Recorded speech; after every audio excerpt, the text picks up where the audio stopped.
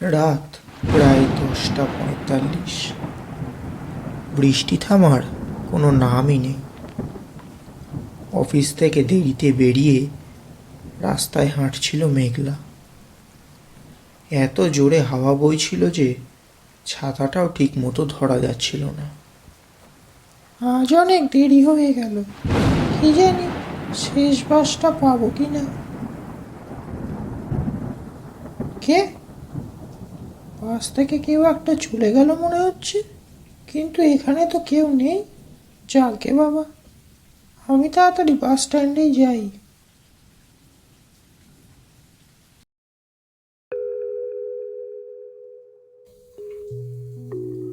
ওই তো একটা ছেলে দাঁড়িয়ে আছে, ওকেই বরং জিজ্ঞেস করি।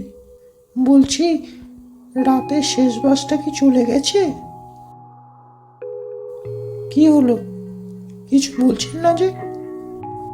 বলি, শেষ বাসটা কি চলে গেছে? এ কি, ছেলেটা বৃষ্টিতে দাঁড়িয়ে আছে, তবুও তার জামা কাপড় এমন শুকনো কিভাবে? আপনি অনেক দেরি করে ফেলেছেন। ছেলেটার এমন কথায় মেঘলার শরীরে এক মুহূর্তের জন্য হিমেল স্রোত বয়ে গেল। মানে? শেষ বাসটা চলে গেছে। মা, তুমি এত রাতে এখানে কি করছো? আর কার সাথেই বা তুমি কথা বলছো? কেন? ওই যে ওখানে একটা ছেলে দাঁড়িয়ে আছে, ওর সাথেই তো। কোথায়? ওখানে তো কেউ নেই। আমি তো কাউকেই দেখতে পাচ্ছি না। এখানে এত রাতে থেকো না, জায়গাটা ভালো নয়।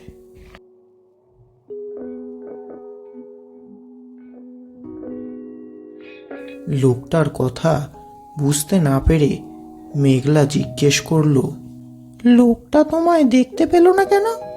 লোকটা পাগল। তোমার গলাটা এমন লাগছে কেন? জানি না। চলুন, আমরা বরং হেঁটে হেঁটেই যাই। আচ্ছা, তাই চলো।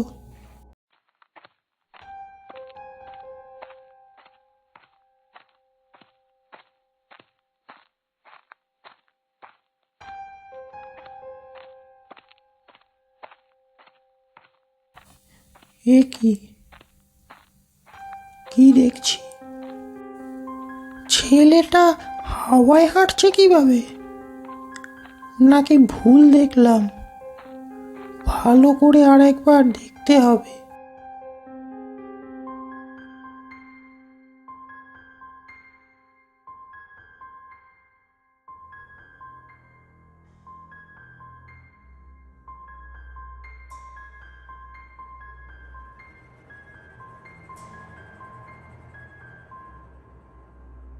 তখন মনে হয়েছিল ছেলেটা হাওয়ায় হাঁটছে। এখন একবার ঠিক করে দেখি তো। এ কি, ছেলেটা কোথায়? আপনি ওদিকে কি দেখছেন? আমি তো এই দিকে। আপনি ওদিকে গেলেন কি করে? আমি আর তো কিছু ঠিক লাগছে না। আপনি কে বলুন তো? দেখবি, দেখবি আমি কে? তবে দেখ, দেখ আমি কে। ওই বাস স্ট্যান্ডে 5 বছর আগে আমার অ্যাক্সিডেন্টে মৃত্যু হয়েছিল। তারপর থেকে আমার আত্মা ওইখানেই থাকে। রাত 10টার পরে ওইখানে যেই আসে তাকেই আমি শেষ করে দিই। বাঁচাও, বাঁচাও আমাকে, বাঁচাও। কি ভেবেছিস পালিয়ে বেঁচে যাবি?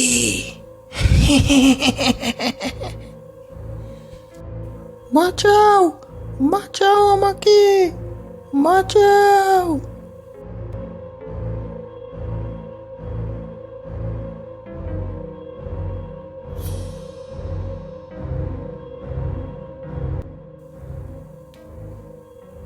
কি ভেবেছিস পালিয়ে বেঁচে যাবি?